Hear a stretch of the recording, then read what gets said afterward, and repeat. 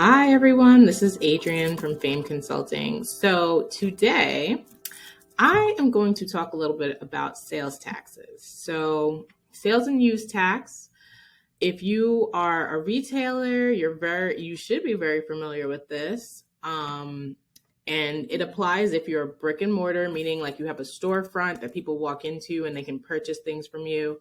Or even if you're an online retailer, this is something that is also applicable to you in most cases. So sales and use taxes are charged by the state. This is not a federal obligation. It's charged by the state. And each state has different rules, different rates. The rates could change by county. So you do want to do a little bit of research if you're new or you're thinking about starting a online retail business or even a storefront. Definitely get with someone or consult with someone that can give you some more information on that. So I'm just going to walk you through the New York State website. And again, something similar exists almost in every single state. So you'd want to check with whatever state you're in, whatever local jurisdiction. Do a simple search for, X state sales and use tax, and you can most likely find some information online. Always look for the right URL. Make sure it's a .gov or a very credible source before you start following that information. So this is a helpful website because it'll give you some information on, how to file a sales and use tax return. When are the due dates? So in New York, it's due, we just had a due date, June 20th.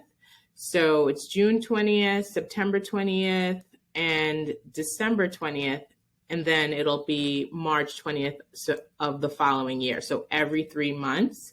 If the 20th falls on a holiday or a weekend, it's typically the next business day. So if June 20th was a holiday, which it was, then the return is due on June 21st.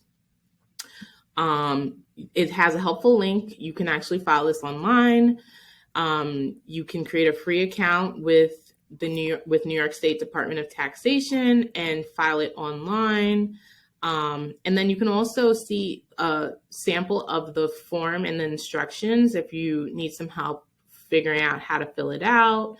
And also on this website, you can find information to determine if your business is subject to sales and use tax and other guides and publications that exist. So if you are subject to sales tax and you're operating online, there's another level of, compliance or, there are always levels to things, right? So there's another layer or level that you want to kind of think about. The term that they use when it comes to these things is called nexus. So do you have nexus in another state? So in order to actually collect sales tax, you need a certificate of authority from the state. So you actually have to register first before you can collect sales tax, and you have to let them know, what your business does, where they're located, what are you collecting sales taxes for, so on and so forth. So you register with the state first, you get that certificate of authority, then you're able to file. Typically, you will file quarterly, and there are instances where you may become an annual filer. And at the end of this video, I'll talk about what happens in that case and what your options are. So let's say you are subject to sales tax, you register, you get your certificate of authority, and you're an online retailer. So you know that the state that you're located in, you definitely have nexus there. So nexus, think of it as I have a touch point in that state. So I'm physically located there. That almost always establishes nexus. There's a lot of other rules and layers related to nexus, but generally being located in that state will establish nexus. It gets a little more complicated. Let's say you are using Amazon and your items are stored in a warehouse in a different state. That could potentially create nexus. So you definitely want to get with someone, and a CPA, an accountant, someone to help you understand where you have nexus and what are some things that might trigger nexus for your business.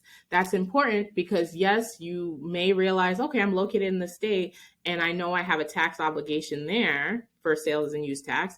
But if you actually do meet certain criteria in other states too, you could have nexus there and may need to register for a certificate of authority there and collect and remit sales taxes. That state may have different filing deadlines than the state that you're in. So it's important to ask these questions up front, get clarity, understand these things, so that way you don't run into any issues down the road. So when you're an online retailer, I will tell you right now, I'm not endorsed by TaxJar, but this is a tool I've come across. It actually allows you to link their tool to like your Etsy or your Shopify so that they can analyze your transactions and determine where you have nexus and where you might potentially have a sales and use tax obligation. So they also have a lot of different articles and resources to help you with navigating and understanding sales tax. So definitely a good site to check out. I always say, go to your state website first, but in the event that, you may need a little more plain language information or you want to see something specific to several states, then, check out TaxJar. They typically have really good resources.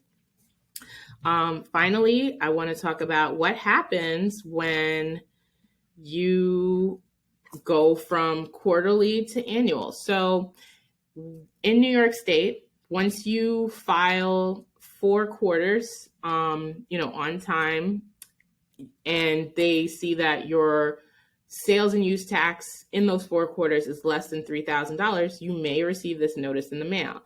This is now letting you know, we've reviewed your past 4 filings based on, the level of sales tax that you've owed on those filings. It was less than $3,000. So instead of you filing quarterly, now you can move to being an annual filer. They'll tell you when your first annual report will be due. They'll give you some information on what to do next to file that annual return. Make sure you file it on time to avoid any penalties or interest.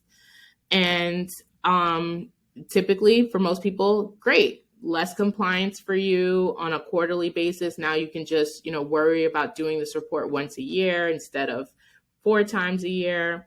But maybe for whatever reason, you actually wanted to stay a quarterly filer. Maybe you prefer to send it in each quarter instead of collecting those sales taxes and keeping them in an account and having it grow over time. I don't know. Whatever your reason is, you may decide, actually, thanks, but no thanks. I would prefer to just remain an annual filer. So in that case, you can actually follow these instructions in the form, how to respond if you want to remain an annual filer, or you can always mail this in if you choose to remain an annual filer. So those are just some options that are available to you. Again, when it comes to sales tax, it's better to be proactive as opposed to reactive. So ask the questions up front.